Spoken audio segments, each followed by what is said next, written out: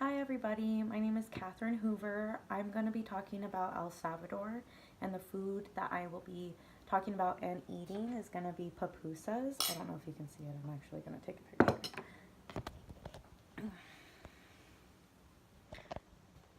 So this is pupusas. The way that I eat them is everybody eats them a little differently there. I eat them in like a bowl to make all of the juices kind of sit on top of it. To eat this, you usually put the cabbage that is fermented in vinegar for a few days and then the tomato sauce on top of them. I got one chicharron con queso and one frijole con queso because those are my two favorite ones. Typically in El Salvador, this is their national dish, so you can find them anywhere around the world actually, where there's a large El Salvadorian population. Salvadorians, when they eat, they typically eat in large groups of people, but my mother is working and my dad is actually preparing dinner for everybody. So in El Salvador, it is a very honorific society, just like the Japanese. They don't use their first names unless you are close friends or family. They also typically don't like to greet you unless spoken to first, like men. They also have a very machismo culture as well, which means that the men in the society typically have very standard gender roles where they go out and work for their family and try and provide for them, whereas the women stay home and they typically will care for the children, take care of the household, make sure that everything is going well on. Typically, it's a farm country, so when my mother lived there, her mother stayed home and worked at a restaurant, and my grandfather went out and worked in the factories to provide for her family. I also have some notes because sometimes I feel like I get mixed up. Typically in Salvadorian cultures, you always eat with a utensil.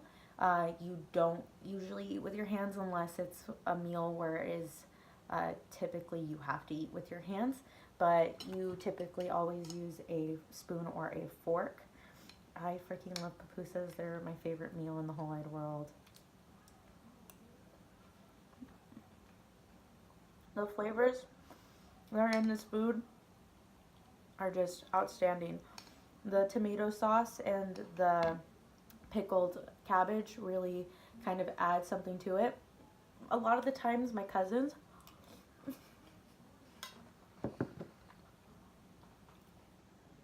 will eat it just plain or just with the sauce. I love the cabbage, and I think that's just because it was engraved into my head by my mother and my grandmother that the cabbage makes the dish, and it really does. It adds that pickled flavor that really just adds something to it. Though I know people that eat these with their hands, they eat it kind of like a taco, which I get because I would scarf these down in a heartbeat.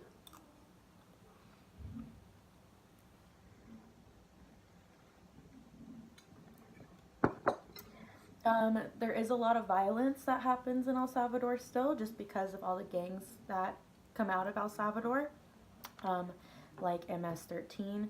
It's ranked the fifth most dangerous country in the world, but the culture is so rich and it is so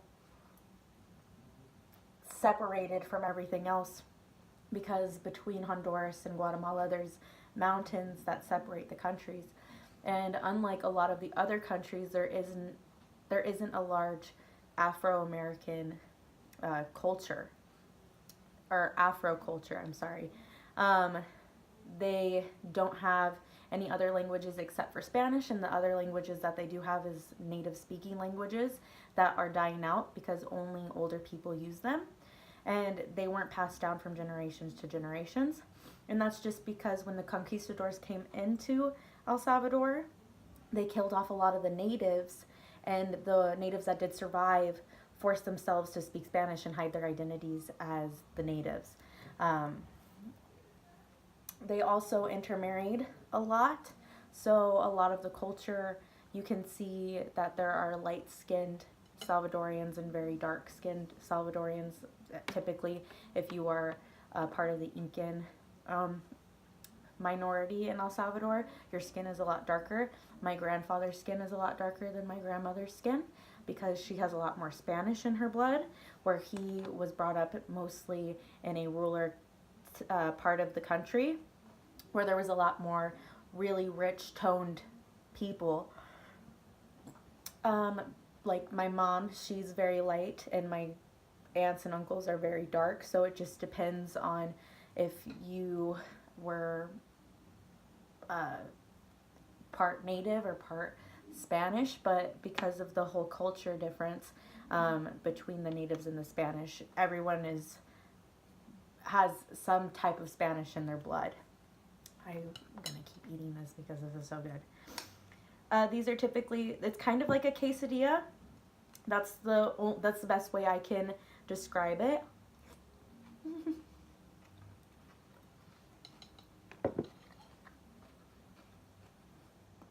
My boyfriend likes to say it's kind of like a pita, but that's closed. It's stuffed with a lot of different things.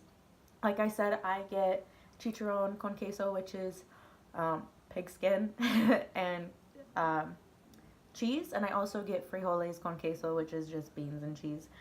I know they have mixed. A lot of times they might have chicken, but I barely see chicken anywhere.